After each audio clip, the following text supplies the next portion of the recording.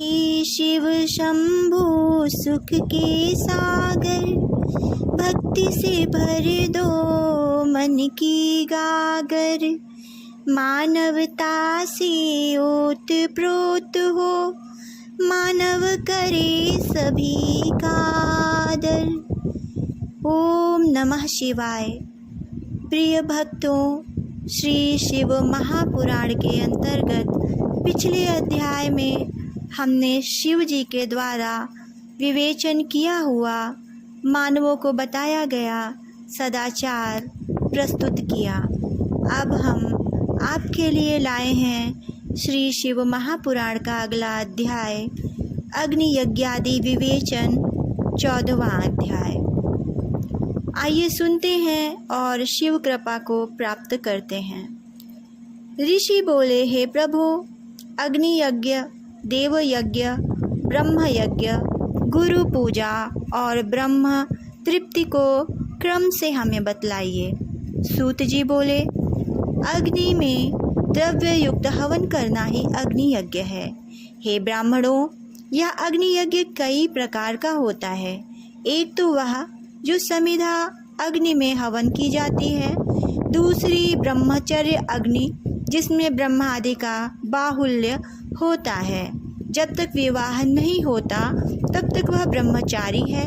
जब विवाह हो जाए तब 2 समय अग्नि यज्ञ करे। परंतु जिन महापुरुषों ने अपनी आत्मा में ही अग्नि आरोपण की हो और वनवासी हो, ऐसे यतियों के लिए तो समय पर थोड़ा और हितकर भोजन कर लेना ही अग्निहोत्र है। विवाह के समय से अग्निसंधान को सदैव सुरक्षित रखना योग्य है। उसे कुंड या भांड में रखें कि जो सर्वदा सुरक्षित रहे और कभी न बुझे। ऐसी अग्नि अजस्र अग्नि कहलाती है। हे ब्राह्मणों, सायं काल की अग्नि आहुति से संपत्ति बढ़ती है और प्रातः काल की अग्नि आहुति से आयु बढ़ती है, तथा दिन में इंद्रादिक सब देवताओं के उद्देश्य से अग्नि को जो आहुति दी जाती है, वह सब देवताओं के हेतु अग्नि यज्ञ देव यज्ञ कहलाता है।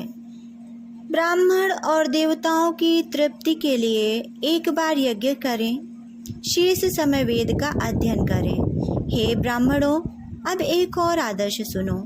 आदि सृष्टि में सर्वज्ञ करुणाकर महादेव जी ने सर्वलोकों के उपकारार्थ सर्व औषधियों की औषधि प्रथम अपना वार अर्थात आदित्यवार बनाया और पुनः सप्ताह के शेष 6 दिनों को उनके गुणों के अनुसार उनकी वैसी रचना की।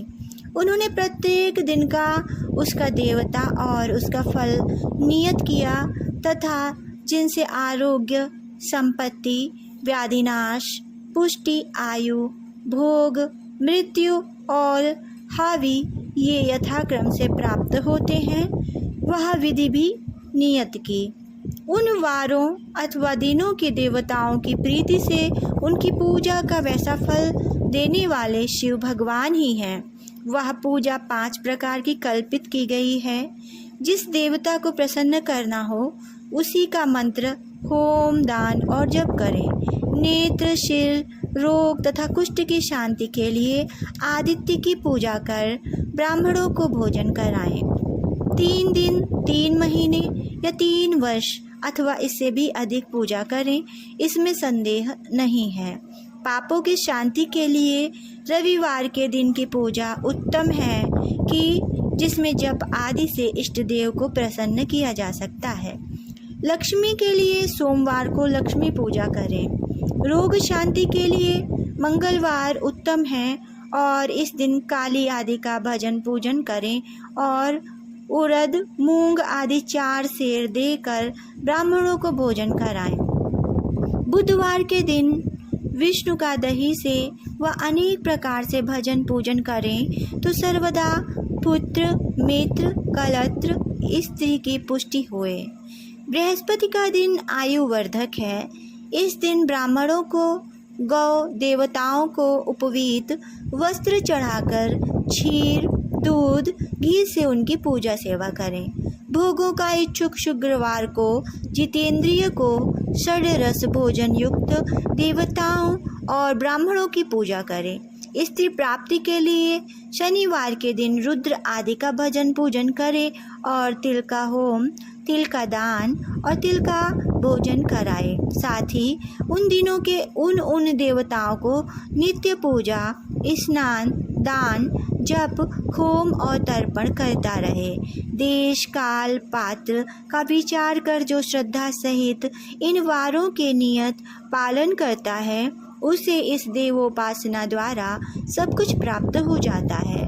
ब्राह्मणों को मंत्र पूर्वक और शूद्रों को तंत्र विधि से पूजन कराना योग्य है। धनाभाव हो तो तप से देवताओं की उपासना करें, धनी हो तो धन से पूजा करें, परंतु जो कुछ करें श्रद्धा से करें। फिर तो उसके इस प्रकार करते रहने से समयानुसार उसे ज्ञान की प्राप्ति हो जाएगी। जो ब्राह्मण इस अध्याय को पढ़ेंगे और दूसरों को सुनाएंगे उन्हें देव यज्ञ का फल प्राप्त होगा। इति श्री शिव महापुराण विद्येश्वर संहिता का 14वां अध्याय समाप्त हुआ। ओम नमः शिवाय। प्रिय भक्तों, श्री शिव महापुराण के समस्त अध्यायों को सुनने के लिए जुड़े रहिए हमारे चैनल काव्य कथा की रीड से और प्राप्त करिए शिव की असीम कृपा। धन्यवाद।